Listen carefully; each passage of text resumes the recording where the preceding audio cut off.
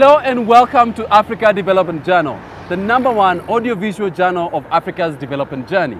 This week's episode focuses on the environment. I am David Owino in Nairobi, and the hashtag to use is Africa Development Journal. Now, you have heard about electric cars, perhaps even used one, but did you know that your gasoline-powered vehicle can actually be converted to electric? That is the technology that Opibus is bringing to East Africa, and their first stop is Nairobi. Our reporter Juma Majanga delved deep into this environment-conserving initiative, and now fires our first story.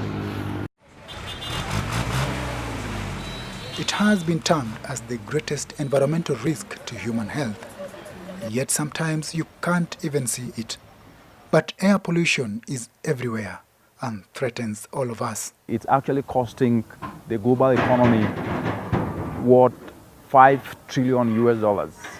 And what this tells us is that if you look at this amount, it's actually the economy of all 54 African countries combined. You're talking roughly about 7.6 billion for each and every country. According to the World Health Organization report of 2018, 9 out of 10 people around the world breathe polluted air. An alarming 7 million people die each year from air pollution, the report said, as air pollution levels remain dangerously high in many parts of the world. Whereas air pollution affects the rest of the world, the report says that 9 out of 10 of pollution-related deaths occur in low and middle-income countries, mainly in Africa and Asia. 620 million Africans are energy impoverished. And also because of the low socioeconomic aspects that these people face. They are depending on charcoal, they're depending on kerosene, and they do not have the opportunities to be able to afford alternatives like clean energy that can be able to power their indoor activities. In Kenya, according to the 2016 report on the cost of air pollution in Africa by Dr. Rana Roy, air pollution causes an average of 19,000 deaths each year. Such disturbing statistics are what drove a group of young environmentally minded entrepreneurs with interest in green energy to set up an electric vehicle conversion company in Nairobi. This in a bid to reduce carbon emission in line with the UN Sustainable Development Goal number 13 of climate action. Shared passion and interest in environmental issues brought these university students together, and Opibus was founded. We have 1.2 billion vehicles that is fossil fuel driven today, and we need to transition our transport sector. What would be the easiest way to convert a portion of those vehicles or to manufacture 1.2 billion new vehicles? Conversion takes the wind and straw there. The conversion process turns the traditional internal combustion engine vehicles into electric vehicles by exchanging the drivetrain. Components in the existing drivetrains, such as the combustion engine and fuel tanks, are removed to make room for electric motor, batteries and power electronics. Functionalities such as power steering, four-wheel drive and driving in shallow water are retained. We install our modular boxes and drivetrains. So what we do is we just lower down actually our pre-assembled box with power electronics, batteries, etc., as well as install other battery packs in different places of the car. After that, the vehicle is more or less fully electric, and this is a process that can be done in as short as 1 day's time. This design part of it, if you want to make a mount, probably you have to design, you have to come up with the dimensions you want. You have to know the type of material you want the mount to hold. So you will have to design the mount, you will have to do stress analysis for that mount to see whether the type of load applied on the material will be able to break the load, the mount. So there's the design, and then there's the fabrication. You cut the sheet metal, you drill the holes, you mount it on the car. Founded in the year 2017, Opibus's initial focus has been on the conversion of off-road safari vehicles, but the company is now engaging a higher gear to bring change where the real mess is. The public transport, also known as the matatu sector. Nairobi's air pollution is vivid in the city's congested streets, with personal cars, trucks, and motorcycles, popularly known here as boda boda, jostling for space while belching clouds of black smoke into the air, literally shrouding the city to a smog. This is what Opibus is seeking to solve. So the matatu industry has a huge potential because they're driving on predetermined routes. They're often starting from point A, driving to point B, and then they're turning around and driving back to point A. What this creates is huge opportunities for electric mobility, meaning that you can place a fast charger in point A, a fast charger in point B, so when they stop to turn around, they actually charge their vehicle in a very short amount of time, meaning that they have enough power to drive back to point A and then do the same circuit and repeat that for a very long time. The converted vehicles, which runs quietly at speeds of over 120 kilometers per hour with no emissions, can be charged at charging stations that Opibus is installing. We have a competence of and knowledge of installing different types of electric vehicle chargers and different powers. So that means that the slowest charges we can do, we can charge a vehicle in about 1.5 to 2 hours, while the faster ones go down to maybe half an hour or even 20 minutes charging time. Actually, a lot of the customers we have, especially in terms of the off-road vehicles we're deploying, they are based in the off-grid. That means that they are relying on energy from the sun to actually charge their vehicles. So what we do in those cases is that we do our own solar energy systems that then are connected to a stationary battery storage bank that is then powering a charging station and charging the vehicle. So no matter where you are, you actually have the ability to use electric vehicles. The conversion promises customers a steep drop in their motoring expenses, along with zero carbon emission and pollution. So if you compare the traditional fossil fuel, either diesel or petrol engine with an electrical system, the diesel or fossil fuel powered system is very, very complex. You have around 2,000 moving parts that create a highly maintained system where you need to put a lot of effort into maintaining that and changing parts, changing oil, filters, different spare parts that are broken down. The electrical system is very, very simple, where you actually only have one moving part, which is the electrical motor that is rotating. You will have massive savings, and those savings are because you charge the vehicle with electricity, which is significantly cheaper than filling it up with fuel, diesel or petrol. So that means on average, you see that you save approximately 80%. Vehicles with diesel engines are noisy and vibrate a lot, causing wear and tear. But with electric-powered engines, the noise and vibration produced is minimal, which means less wear and tear. This benefits both the driver and the owner of the vehicle. The Swedish company is building a local team of young innovators drawn from diverse disciplines such as engineering and design, as it sets its eye on the sub-Saharan region. Within our country, we produce engineers. We have graduates who graduate every year from universities. But at the end of it, you find all these engineering projects, most of them, we outsource knowledge from outside, while practically the people who graduate from our country can do the same. So it's a good industry, and it makes us utilize the knowledge we get from school. World Bank's International Finance Corporation estimates that Nairobi's electric car market, currently in its infancy, will hit $5 billion by the year 2030. This presents a huge opportunity for entrepreneurs and investors. There are absolutely opportunities for entrepreneurs to step in and actually start mounting up charging infrastructure. For example, these could be implemented in places as malls, in offices, even your house. So residential overnight chargers can be a big opportunity if you have an electric vehicle. Everyone, from governments to individuals of all ages and abilities, can play an important role as stewards of environment. One of the initiatives that UNEP has been focusing on is called Clean Mobility. And the Clean Mobility initiative is actually driving policy to ensure that clean transport policies can be uptaken by governments and countries across the entire continent. And this is already proving huge results. Working with member states, including Kenya here, especially in the East African community, they have actually worked with them to come up with a harmonized sulfur a standard whereby countries are adopting it to ensure that there are certain levels that transport systems cannot be able to go above when it comes to sulfur. And this is being uptaked by the East African community, and many countries will do so across the entire African continent.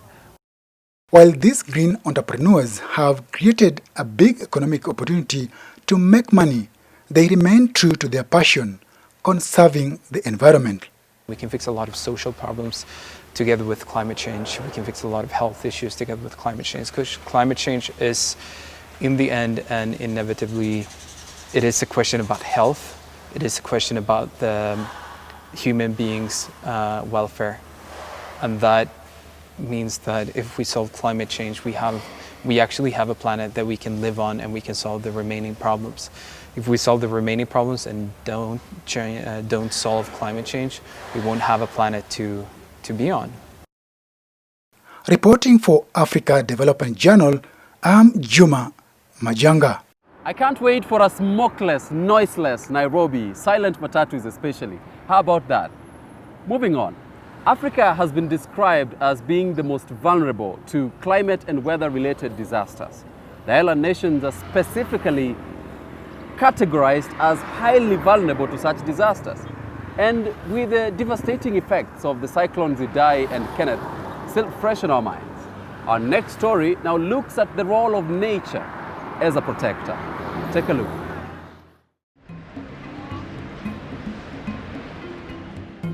Looking at the island nation of Mauritius from the sky reveals a quick transition of beautiful sceneries, from the beaches and reefs to towering mountains and rainforests to expansive tea farms and wildlife trails, all in a nation of just 2,000 square kilometers. But considered to be the 7th most exposed country to natural hazards out of 171 countries, this beautiful island state is under threat from climate change. For island states, when we talk about disaster, it's like you wake up every morning thinking and saying thank you that you're still alive. Nothing happened. Because once you are hit by a disaster, be it a tsunami, be it floods, be it sea level rise, everything can be washed away within seconds. Attracting over 1 million tourists every year, tourism is an important component of the Mauritian economy as well as a significant source of its foreign exchange revenues.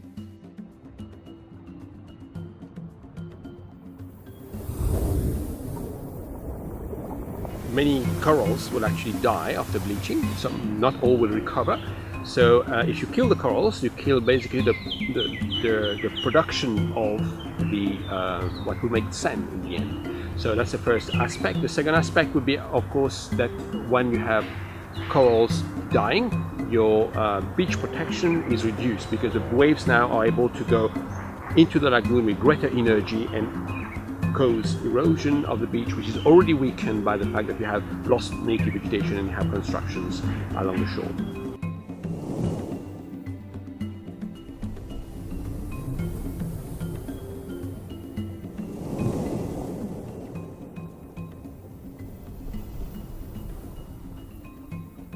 Private developers and the government of Mauritius use gabions on a number of beaches to prevent the sand from washing away. Beach erosion is a major problem here, they say. This is only a symptom to an underlying disease. The coastal region of Mauritius, around Mauritius, we are nearly protected by coral reef. If the coral reef dies with the climatic change, the waves come to the beach and hit the beach more and more. It takes, instead of bringing sand, it takes the sand away.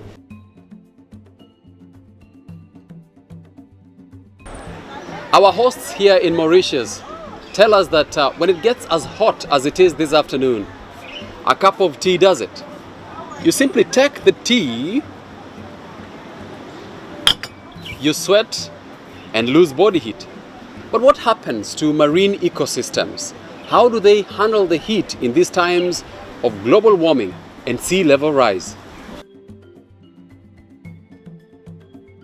As seawater gets warmer, as a result of increase in average temperature of our planet, it takes up more space. The little expansion of each drop of water multiplied over the entire ocean depth results in sea level rise. Melting glaciers in the poles also adds to the rise of sea level. As the swollen waters hit the coastlines of Mauritius, more sand is washed away. But beach erosion begins way before the waves hit the shoreline.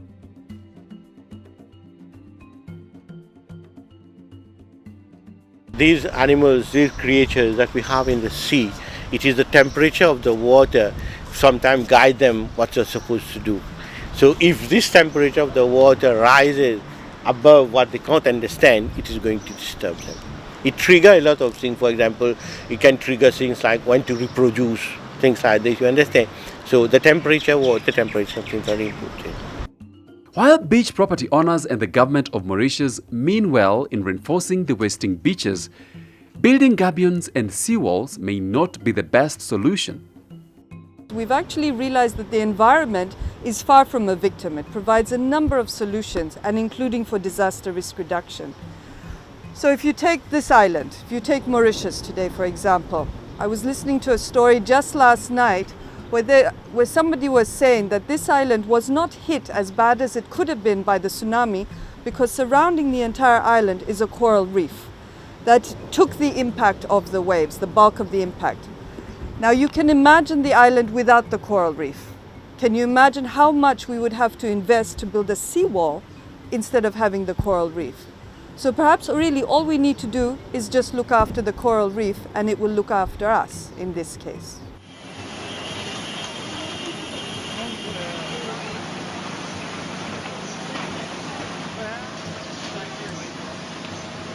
And the tsunami of 2004 was a wake-up call for our countries because it never happened before, or if it happened, it was long gone and forgotten. And then it just happened again in 2004, and people started thinking, and it helped the countries to shift the paradigm. They started to think differently, think about development in a different way, because once you have the tsunami hitting your shores, it's everything to do with the infrastructures that are very needed for the development. So it's a whole lot to do with how we plan our development on the islands, how we develop, and how do we sustain what we have done. Today, 360,000 newborns will be added to the human population. Also today, over 40 million trees will be cut down globally. As human population grows by the day, the wild species that form critical support for the existence of man are steadily shrinking. In Kenya, 50 square kilometers of forests is lost every year. That's equivalent to a football pitch multiplied 500 times over. Now this loss, the Forest Report of 2018 says, leads to an annual reduction in water availability of up to 62 million cubic meters. Now that's enough water to serve Nairobi, a city of over 4 million people, sufficiently for 3 months. No rationing and no dry tops. In the highlands, where most of the 2% closed canopy forests are left, forests are cleared in search of raw timber and agricultural land. Before you reach Narok, there are big farms, wheat farms. If you look at those wheat farms, one thing is evident, that whoever is doing the farming there has ensured that not a single tree exists. It's just an open, monotonous field of wheat. If you move to the sugar belt in Moroni or Nzoia or whatever, you'll also witness the same thing, which means the land is not protected in any way from any climate dynamics. The impact of years of deforestation is felt in sky and land. Weather patterns are unreliable, and crop productivity bears evidence of an imbalanced ecosystem and depleted soil nutrients. Sediment influx from the rivers in the Rift Valley draining into the Lake Victoria alone are estimated to cost farmers about 4 billion shillings worth of lost soil annually. The rivers that flow from the Mau complex in the Rift Valley tell the story of a bleeding land. With fewer trees left to hold the soil, the red earth is eroded into the rivers. Just how far are we from the threshold of destruction? We have been swinging from a disaster to a disaster. When we have rains, as a country, we should be able to enjoy that we have a good harvest and perhaps deal with the issue of food security. But you have seen when we have rains, we have floods. The floods gone, then we have drought. Forests are part of the major aspect that can mitigate us or provide shock absorbers from the extreme weather conditions. So we have no choice. If we have to exist in the future in a stable environment, then we have to really conserve our forests. The Forest Report of 2018 estimates Kenya's forest cover at 7.4% of total landmass, and now the government wants to increase that to 10% by 2022. 3, 4. But this is something whose possibility will rely heavily on the buy-in of citizens. Aside from the massive human and financial resource outlay that is necessary to make this happen, much of the land is in private hands, and people will have to be sensitized and agree to planting trees on their farms. We must consider tree as part of us. That is how close we must bring this narrative to the Kenyan people. If we have to change the perception and the behavior, that's the only way we're going to be able to move, not even 10%. We can even move to 20 or 30% if people themselves own up and realize that without trees, they are not surviving. And for us to survive, we need the trees. Today, at the realization of the need to protect the country's forests and the impact of deforestation, more trees are being planted by different people and organizations across the country. The challenge, however, remains to ensure that trees planted actually survive. It's not about how many trees are being planted, it's about how many of these trees grow. Because most of these, for instance, the private sector, you find people are engaging into the corporate social responsibilities and doing tree planting like in forest. But how many of these corporates actually go back to ensure that their trees grow? You know, we can plant 1 million trees, for instance, in Gong Forest. You can plant 1 million trees in the Mau Forest. But if in the next 3 and 4 years to come, only 10% will have survived, then we'll just be wasting our resources on claiming that we're increasing our forest cover. So it's achievable, but we need to do it the right way. So what exactly is the right way? According to Elizabeth Wanjiru, the founder of the Green Generation Initiative, a community-based organization that is counting on schools to raise a new generation of environmentalists, one way is through an initiative dubbed Adopt a Tree. So we decided to start up a campaign that we dubbed Adopt a Tree campaign, whose main focus or aim was to ensure that trees survive. And number two, the main focus of this Adopt a Tree campaign was to also nurture young people into conservation. So what we do is that we identify schools that we work with, and then we ensure that every child in the schools that we go to plants, waters, nurtures, and adopts a tree up to maturity. So this has been so successful of late because most of the trees that we've been planting in the past until now, we are able to account for the survival rate, which is now at 98%. On this day in Nairobi, where celebrations of the annual Youth Day are underway, she has found an opportunity to plant a few more trees and influence a few more young people. And I also hope these trees are going to grow because it's an institution, and if they could have a way of doing maybe the drip irrigation, can just get... Like Elizabeth, a majority of Kenyans understand the importance of reforestation. However, not many people have her kind of knowledge that would enable them to do this successfully in their localities. In some instances, farmers have chosen wrong tree species for their specific areas, and also there is a lack of diversification, which is important for a more balanced ecosystem. For example, there are trees that are adapted to the dry conditions. Trees that you take in a wet area, they will not grow. Yeah? Other trees, you take them from the high altitude, very cold areas, you take them to the warm areas, they will not grow.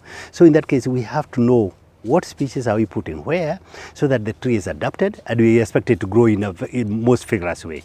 But if you put it in the long condition, like most people Kenyans have done, they have taken trees from the coast, they have taken to Mount Kenya, the tree does not die, but never grows because it's not adapted to the conditions. And if there are areas that are affected by termites, you need to get pre-treatment for anti-termites so that the termites do not eat up the trees. That is a challenge we have in most of these regions, that the trees don't survive because of the termites attack. You must make sure they are watered at the right time, especially early in the morning or in the evenings. When you water them during the day, the roots get burned with the heat and the water. So you need to also water them at the right times. There are more trees being planted by many more people every day, but demand for timber is also growing by the day, driven by both commercial and domestic needs.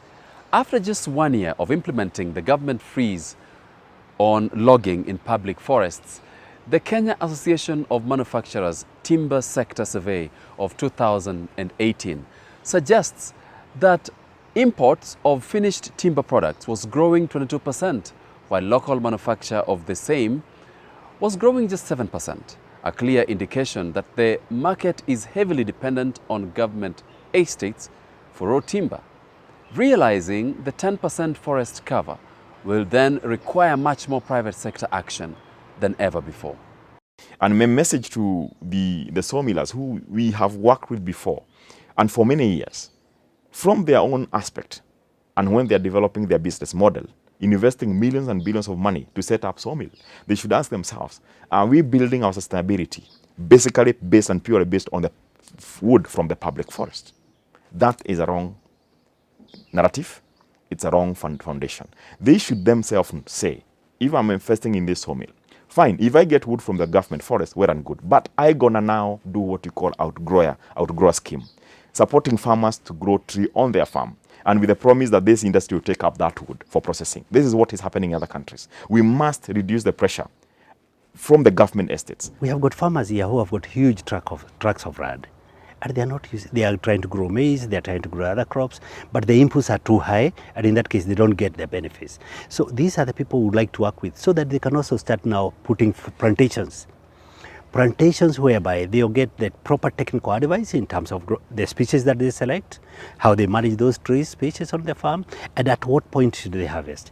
If we can start getting, rather than just depending on the forest, rather than depending on the public forest, and we start seeing more and more people going into plantations, private plantations, we would expect to see in the long run the dependency on the public land will go down. May the youth also be fruitful. Even as different stakeholders join in the drive to 10% by 2022, there is a need to have a synchronized record of trees planted by different players and their survival rates to provide accurate data on progress. We do not have data available to the public to tell us that last year we planted this number of trees and this is what has survived. The only thing we keep getting from the government and government institutions is a whole new rates of forest cover percentages that we don't know where they're deriving them from. So this is something I think they need to address. You know, you can't just tell us that we are now at 7.5% or we are now at 6.9% or we are now at 10.1%, and along the way and along the process you've not been sharing maybe the survival rate of the trees that have been planted. You know, we need to track the progress. For the Kenya Forest Service estates where we are planting our trees, that data is available. But remember, this is a collaborative effort. You have communities planting as well. You have farmers planting on their farmland. So it is. I cannot say today that we have an elaborate system to monitor all the initiatives that we are undertaking. But this is something that we are thinking as Kenya Forest Service and actually the Ministry of Environment to be able to put a nationwide monitoring system so that all these initiatives can be recorded and registered, so that we know in every particular time how many seedlings have been planted and how many have been able to survive. And not only that, what type of tree seedlings have been planted. The protection, conservation and expansion of forest cover is a protection of our very survival. And there have been plausible efforts by the government, including the directive by the President, that all public entities commit 10% of their CSR budgets to tree planting activities. And of course, the suggestion or the proposal by Treasury to reduce import duty on raw timber from 10% to 0. But beyond 2022, and the target to raise Kenya's tree cover to 10% of total landmass, the country now needs longer horizon strategies to attain and maintain a sustainable forestry sector. For the Africa Development Journal, my name is David Owino. Thank you so much for watching. As usual, we have a team roaming the continent, and you're sure we'll have another episode in 7 days, and stories updated regularly on our YouTube channel, Zulani TV. Please find us, follow and subscribe. Until next time, my name is David Owino. Let's stay in touch.